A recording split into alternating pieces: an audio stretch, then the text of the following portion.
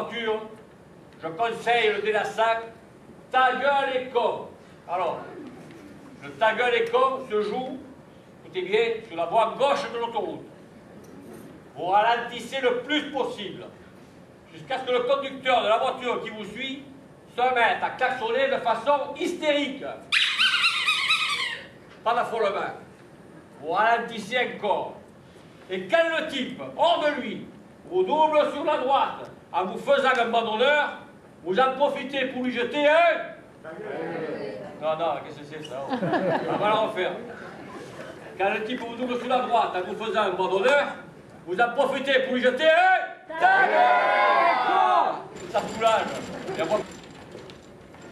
Bonsoir, Madame Switch. Bonsoir, Félicie. Le chef a préparé pour commencer une caille farcie aux érelles sur un coulis de morille. Ah, j'adore ça. La voici, madame. Elle a l'air succulente. Prête, madame? Prête. Où se trouve la caille, Madame Switch? Là. Perdue. Elle est là, madame. J'aurais pourtant juré. Vous l'avez échappée belle. Elle est très très grosse. Vous voulez la carte des décès? On va la tenter.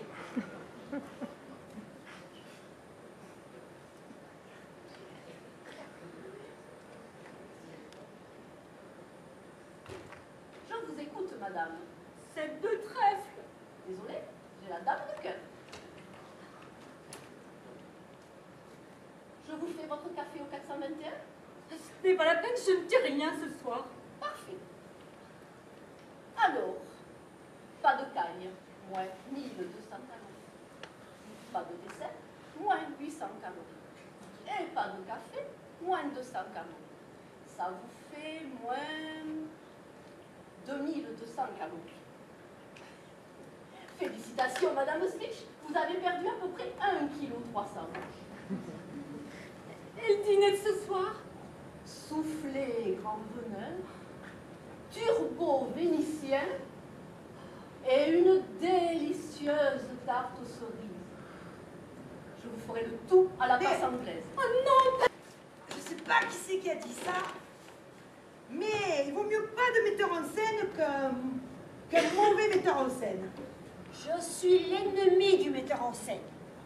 Sa seule utilité, c'est peut-être qu'il sert à ce qu'on fasse exactement le contraire de ce qu'il dit. Ouais, alors, même bon, un metteur en scène, il n'est pas spécialement utile, donc. On n'en a pas besoin pour avoir du succès ou pour faire un bon spectacle.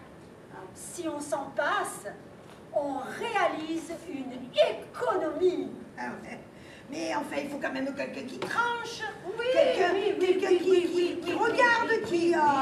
mais à condition qu'il n'essaie pas d'apporter des solutions. Oh, mais c'est que tu parles bien quand même, hein. Comment tu fais pour parler comme ça? Oh là là, tu m'impressionnes, dis. Ah. Mais, alors en fait, toi ce qui t'énerve, c'est que l'acteur soit manipulé, c'est ça en fait? Disons que l'acteur n'a pas besoin de quelqu'un qui pose des questions à sa place ou qui apporte des réponses à sa place. Jouer, c'est aussi poser des questions sans réponse.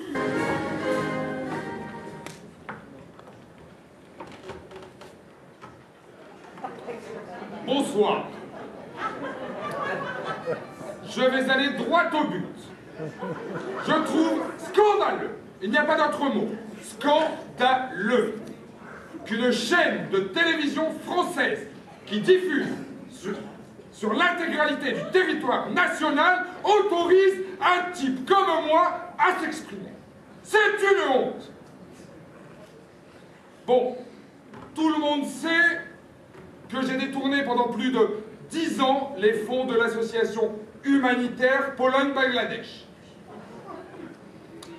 Ce n'est un secret pour personne, je suis très impliqué dans les affaires de fausse facture de Nice. De plus, qui ignore que je suis un exhibitionniste notoire, puisque la presse entière a parlé de mon arrestation devant Sainte-Croix de Neuilly, côté cour primaire. Et ce n'est pas fini. Vous savez pourquoi je parle ici ce soir? Parce que j'ai acheté le PDG de la chaîne avec un chèque de 50 millions d'euros. Ce qui caractérise ce temps. Et lorsque je dis ce temps, c'est le contenu spatial du concept temps, qui bien entendu m'intéresse. Ce qui caractérise donc, à mon avis, ce temps, ce qui est ce que j'appellerais son image définition. Vous remarquerez que dans définition, il y a défi et qu'image contient âge. C'est la conjonction des pulsions et des possibles qui, tel l'eau trop chauffée dans la bassine, fait imploser, exploser le couvercle dialectique de l'écheveau des idéologies, balayant d'un seul coup d'un seul le je et le ça, pour atteindre la seule finalité de l'homme nouveau,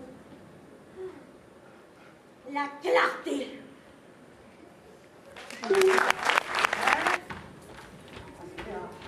Alors, voilà, la pentade. C'est plus, moi. Regarde-moi ça, il y a un bordel qu'elle m'a laissé. Après, il y a un balai qu'on me donne, moi. Comment tu veux que je travaille, moi, avec un truc pareil? Elle m'arrivera le bal. C'est un scandale! Appelez-moi à la direction!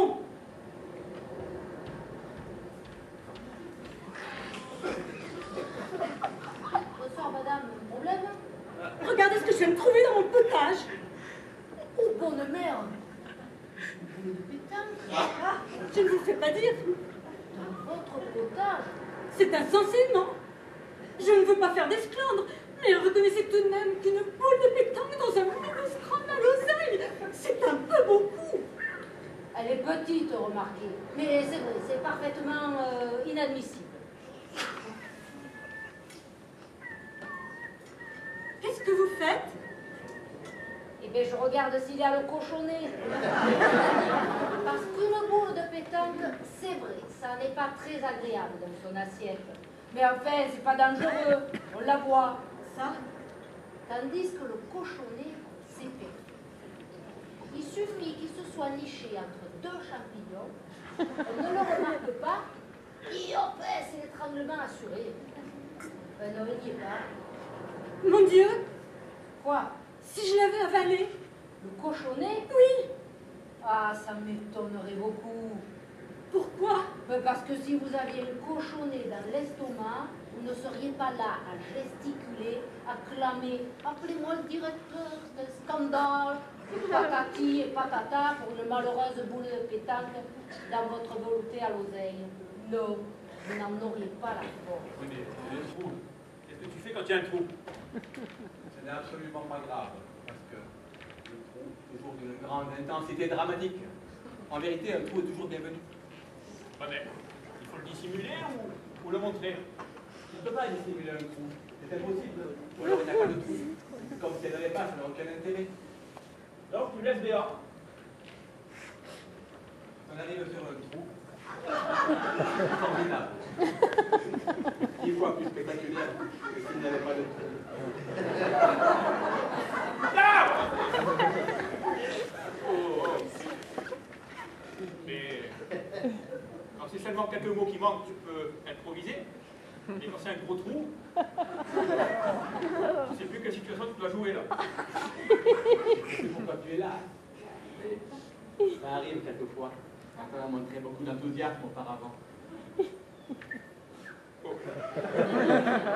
qu'est-ce que tu conseilles dans ces cas-là? On a un grand trou comme ça. Ce qu'on peut faire évidemment, c'est observer une minute de silence à la mémoire du souffleur. Le Panari est utile? Oui ou non? Toujours sur le doigt, placé près de l'ongle. Oui ou non? Ça m'est égal. Par moment, je me demande si je rêve. Mon propre époux qui refuse de sauter l'obstacle de l'évidence. Et vous voulez qu'il soit où, le panari? Où? Sur les mollets? Dans les cheveux? Sous la langue? Lucien, si vous continuez à m'emmerder avec votre histoire de panari, je vous préviens, je vous plante là et je vais prendre une cuite avec un vieux Mondricourt. Qui au même point. Moi, je suis assise là et toi, tu es accroché à la balustrade par les mains, les pieds dans le vide. Comment? Ah, je l'ai dit, hein. Ah ben si, je l'ai dit, les pieds dans le vide. J'ai dit exactement accroché par les mains, les pieds dans le vide. Puis de toute façon, tu sais très bien que lorsqu'un couple, et à plus forte raison lorsqu'il est sur le point de se séparer, eh ben, il est rare que les deux partenaires soient au même niveau. Oui, puis tu le sais, ça, Guy, tu ne peux pas me reprocher une situation qui est commune au genre humain. Non, mais Guy, je t'assure, notre seule issue, c'est le courage. Moi, je rentre, et toi, tu lâches. C'est net, c'est propre, ça nous ressemble. Et puis on n'en parle plus, quoi.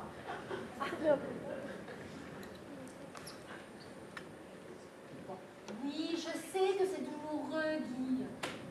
Mais ne crois-tu pas qu'il serait plus simple de se séparer, puis comme ça on a un mal, un grand coup, plutôt que de nous séparer en nous déchirant à petit feu? Non mais regarde-toi, Guy. Tu es tout violet. Ton cou est tout gonflé. Tu baves.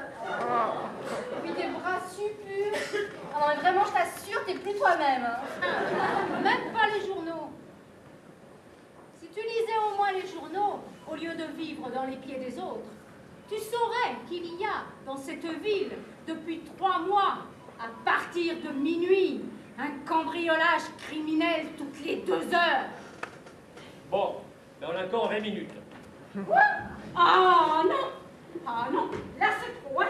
Qu'est-ce que tu fais? Eh ben, je me lève. Pourquoi? Mais comment, pourquoi? Cela fait 10 minutes qu'un sadique, double chromosomé, assoiffé de sang, rôde devant notre porte. Et la seule chose que tu trouves à me dire, c'est que ta famille a connu Louis X le Hutin. Et tu voudrais que je partage une seconde de plus ta couche? Non! Marie-Gisèle! Il n'y a plus de Marie-Gisèle, Georges. Ah, les taits me tombent des yeux. Les quoi? Les taits.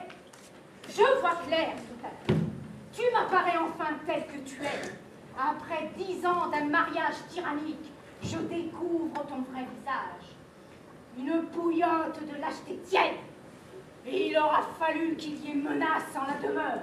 Péril. Quoi? Péril à la demeure. Ah non! Menace. C'est fini l'étouffement, Georges. À partir d'aujourd'hui, je suis libre. Je respire. Ma langue est à moi et je dis menace.